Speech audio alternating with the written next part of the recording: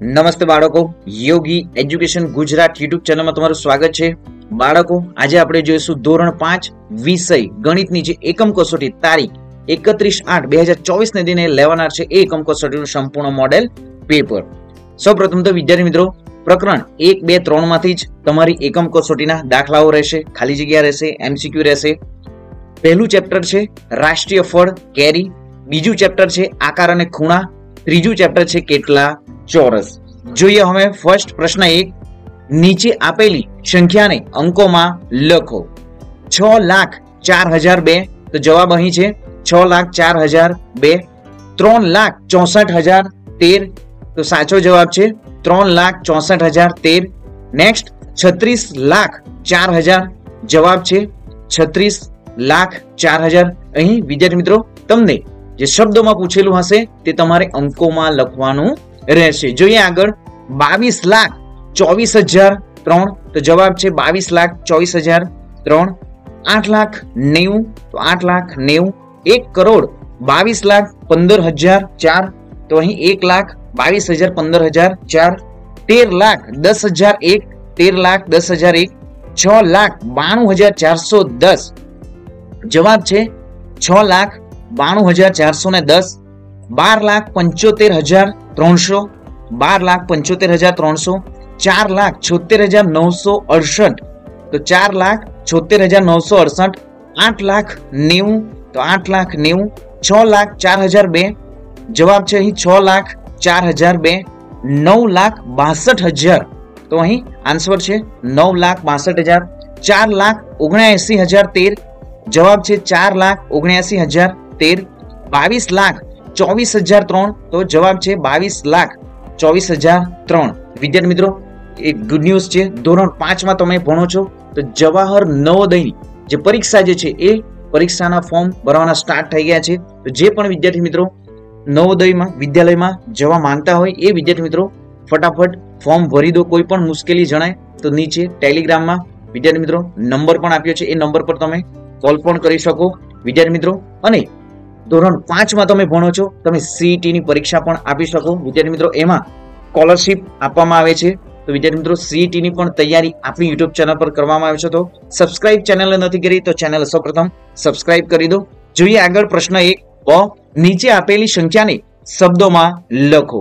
તો અહીં જે સંખ્યા આપવામાં આવી છે ફર્સ્ટ 6,92,503, 8,07,780, 4,12,590, 6,12,75,403, 4,90,70,292, 40,92,904. બાળકો, આ સંપૂર્ણ જે સંખ્યાઓ જે આપવામાં છે એ તમારી નોટબુકમાં પણ લખી લો. જોઈએ આગળ 5,31,42,502.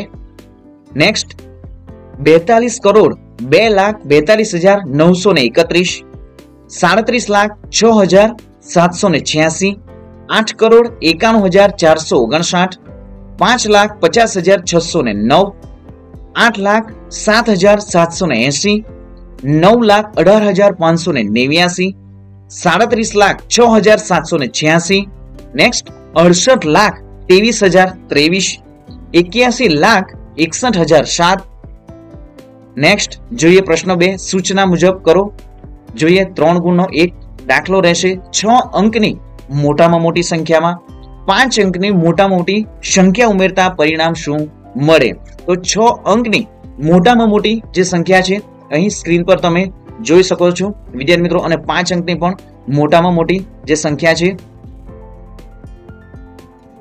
તો અહીં જે 6 અંકની મોટામાં મોટી સંખ્યા શું છે? તો 9,99,999. અને 5 અંકની મોટામાં મોટી સંખ્યા શું છે? તો 99,999. તો અહીં વિદ્યાર્થી મિત્રો આપણો જે આન્સર જે છે એ શું થશે? પરિણામ જે બંને સંખ્યાઓને ઉમેરતા અહીં જે જવાબ જે છે 10,99,998. નેક્સ્ટ જોઈએ, એક ગામની વસ્તી 50,810 છે, જેમાં 18 વર્ષથી નાના બાળકો 10,420 અને 60 વર્ષથી મોટા વડીલો 18,625 છે. તો 18 થી 60 વર્ષની ઉંમર વાળી કેટલી વ્યક્તિઓ હશે? તો અહીં જવાબ છે 18 વર્ષથી નાના બાળકો 10,420, 60 વર્ષથી મોટા વડીલો 18,625. તો બંનેનો સરવાળો કરતા આપણને શું જવાબ મળે છે? 29,045. અને હવે ગામની વસ્તી જે હતી 50,810, તેમાંથી આપણે જે 29,045 બાદ કરીશું તો આપણને શું જવાબ મળશે? તો 21,765. તો 18 થી 60 વર્ષની ઉંમરવાળી જે વ્યક્તિઓ જે છે કેટલી છે? 21,765. નેક્સ્ટ જોઈએ, એક ગામમાં 4,500 માણસો છે, જેમાં 2,450 પુરુષો છે, તો સ્ત્રીઓ કેટલી હશે? તો અહીં 4,500 ગામમાં માણસો, 2,450 સ્ત્રીઓ, તો બાદ કરીશું તો 2,050 સ્ત્રીઓ હશે. નેક્સ્ટ જોઈએ, પતિ પત્ની બંનેને એક માસની આવક અનુક્રમે અહીં જે આવક જે આપવામાં આવી છે એ 25,000 અને 17,000 છે. તેમાં તેઓ માસિક ઘર ખર્ચ બાદ કરતા ₹8,500 બચત કરે છે. આ માસની કુટુંબની ઘર ખર્ચની કિંમત શોધો. તો પતિ પત્ની બંનેની એક માસની આવક અનુક્રમે 25,000 વત્તા 17,000, આમ ટોટલ કુલ આવક છે 42,000. આમ કુલ આવકમાંથી આપણે બચત બાદ કરીશું તો કુલ ખર્ચ શું થશે? અહીં 33,500. નેક્સ્ટ જોઈએ, શુભમ પોતાના ઘર માટે નવું ટીવી અને ફ્રીજ ખરીદે છે. તે ટીવીની કિંમત 46,500 અને ફ્રીજની 52,770 ચૂકવે છે. તો તેની કુલ કિંમત કુલ કેટલા રૂપિયા ચૂકવશે? તો ટીવીની કિંમત 46,500, ફ્રીજની 52,770. આમ ટોટલ જે કિંમત જે છે સરવાળો કરતા શું મળશે આપણને? 99,270 ચૂકવ્યા હશે. નેક્સ્ટ જોઈએ, 9,99,999 માંથી 20,007 બાદ કરતા પરિણામ શું મળશે? તો જવાબ આપણને મળશે અહીં જે જવાબ છે આપણો 9,03,987. નેક્સ્ટ જોઈએ, 7મો દાખલો, 8,88,888 માં 15,099 ઉમેરતા શું મળે છે? તો જવાબ મળશે 9,03,987. નીલમ એક બેંક પાસેથી 1,85,960 ની લોન લીધી હતી. તે બેંકને 2 લાખ પરત આપે છે. તેણે બેંકને વ્યાજ રૂપે કેટલી રકમ ચૂકવી? તો અહીં 2 લાખ બેંકને પરત આપે છે. બેંક પાસેથી લોન હતી 1,85,960. તો જવાબ આપણો કુલ વ્યાજ જે છે શું થશે? 14,040. નેક્સ્ટ જોઈએ, 1990 માં દેશની વસ્તી 90,54,50,600 હતી અને આગલા વર્ષે તે 98,89,700 વધી. તો 1991 માં તે દેશની વસ્તી કેટલી હશે? તો જવાબ થશે 91,53,40,300. તો આ દેશની વસ્તી હશે 91,53,40,300. નેક્સ્ટ જોઈએ, ધારાએ તેના ખાતામાં 2,78,475 જમા કરાવ્યા. પાછળથી તેને તેના ખાતામાંથી 1,55,755 ઉપાડ્યા. તો તેના ખાતામાં કેટલા રૂપિયા બાકી રહ્યા? તો જવાબ શું થશે? અહીં જે 2,78,475 જમા કરાવ્યા, 1,55,755 ઉપાડ્યા, તો બાકી રહેલી રકમ જે છે 1,22,720. પ્રશ્ન 3, નીચે આપેલ વિકલ્પોમાંથી સાચો વિકલ્પ શોધીને લખો. વિદ્યાર્થી મિત્રો, ચેનલ સબસ્ક્રાઇબ નથી કરી, સૌપ્રથમ ચેનલ સબસ્ક્રાઇબ કરી દો, વિડીયોને લાઈક પણ કરી દો અને ધોરણ 5 માં ભણતા વિદ્યાર્થી જે તમારા મિત્રો જે છે એમને પણ જે વિડીયોની લિંકને શેર કરી દો. એકમ કસોટીમાં વિદ્યાર્થી મિત્રો આ પ્રમાણે જ પૂછાશે. તમારી પ્રથમ પરીક્ષામાં પણ વિદ્યાર્થી મિત્રો પૂછાશે. અને વિદ્યાર્થી મિત્રો, આપણી YouTube ચેનલ પર ધોરણ 3 થી ધોરણ 10 સુધીની તમામ એકમ કસોટીઓ અને પ્રથમ પરીક્ષા, દ્વિતીય પરીક્ષા, વાર્ષિક પરીક્ષાના પણ મોડેલ પેપરો મૂકવામાં આવે છે. અને ધોરણ 5 માં ભણતા વિદ્યાર્થી મિત્રોને જે સીઈટીની સ્કોલરશિપ પરીક્ષા છે એ સ્કોલરશિપ પરીક્ષાની પણ સંપૂર્ણ તૈયાર કરવામાં આવે છે.